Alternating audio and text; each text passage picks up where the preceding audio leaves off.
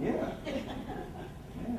Now with conflict comes more ideas, so you have to have conflict sometimes, because the person now that wants to be more assertive now is not being more assertive. They want their ideas.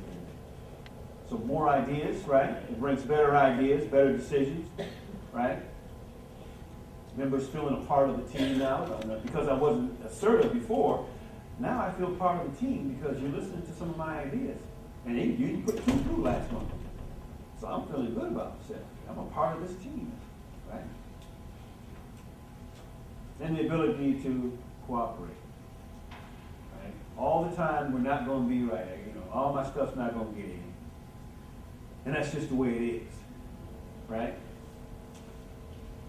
I don't agree with it, but that's the way we want to do this, and that's the way the company's moving in this direction. That's just I'm gonna have to deal with it. Some things we just have to deal with, and that's just it. And there's a reason for it, but maybe I just won't never know it, or they may have told me the reason, and that's it. I understand now why they do that, because of the law here, of this, that, and the other. And, once you understand that, you'll be okay. Make sense? Rules for a healthy team conflict. Good communication skills. We all need to get our communication skills in order. Like I said, you have to understand how to speak with people. Right? You're not speaking to your daughter or your son here. These are healthy adults here in this corporation, and you have to treat each other like adults. Professionalism. Right? There's jokes and things that we just are not going to speak about here at the workplace. I don't care how good you feel about a relationship with a person. There's professionalism that we have to uphold also. I'm just not going to say that. Not in this workplace. Now, if we're out playing baseball and on the league or something, and something gets said, well, you want to keep professional there too at play when you're working with co-workers. But, certain things you're just not going to do and say here at the workplace. So stay professional. Right? Communication skills. Effective listening skills. You have to listen with as supervisors, managers, and people that are in charge of other people. And listen to your counterparts. Right? Make them feel like you're respecting what they're saying. Okay? Problem solving skills. This is a big one in this corporation. Right? We all have problems, and we have to work it out. We have to step across the line and work it out. If you're not willing to do that, we're not going to work this problem. It's just never going to get worked out. And that's why in football we have referees. You have a collision or somebody fouls somebody, he'll swear them down. I didn't do that. Wait a minute. We can't agree. Because I see it one way, you see it another. Well, then referee, tell us what it's going to be. All right, I say this. Well, we have to work this stuff out, problem solve ourselves. So we have to walk across the line. You agree? Defines team structure. You know what type of person you are, and with your team, you're going to go do this if you're in charge of 10, 15 people or so forth at your centers. Find out where they are so that you can structure your division so that it will be successful. Right? You need somebody as an A, a hawk, and you need somebody to be a peacock. You need somebody to be a dove and an owl. Well, they're there. Trust me. Do the evaluation with them, and you'll find out who they are and where they are. Now you can better understand how to structure your team for success. Make sense? You got to understand your team. I wouldn't put a running back from the coach as a linebacker, right? That's not him. You wouldn't know what to do, right?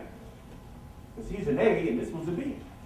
So I got to do this, make sure that they're in the proper position. Same in your organization. And ability to give and receive constructive criticism. My goodness. That's a big one. Sometimes I get standing ovations, man. I just know I did a great job. I knocked these people dead. I get on the plane, get back home, they get on the internet, and 3 or 4 of them, I don't know names, but I know somebody put down there that I offended them by saying something. What did I do? What did I say? Right? I thought I did a great job. But criticism, I have to take that with a grain of salt and improve and watch what I say then, right? And anything else that might have been said. I take that information and I look at it, I think about it, and I go, okay, the next time I'll be better, because I will not try. I didn't mean to hurt whatever I said, I didn't mean it. But I know next time not to say certain things or do certain things or move a certain way, right? Somebody said to me, I didn't like the way he kept licking his lips. Man, I can't help that. I just, you notice that?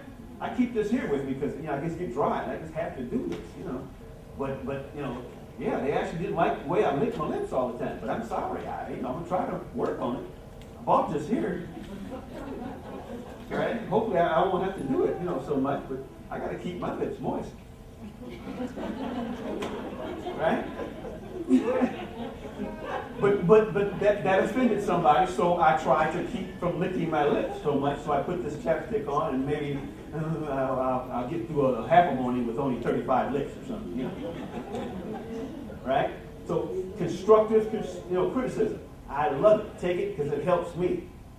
So same thing with you. If somebody criticizes you in a nice way now, because we have to respect and communicate with the people properly, then take it as okay, well, I'll work on that because I probably do that and I don't know if I do it. Right? Right? Okay, so I'm sorry.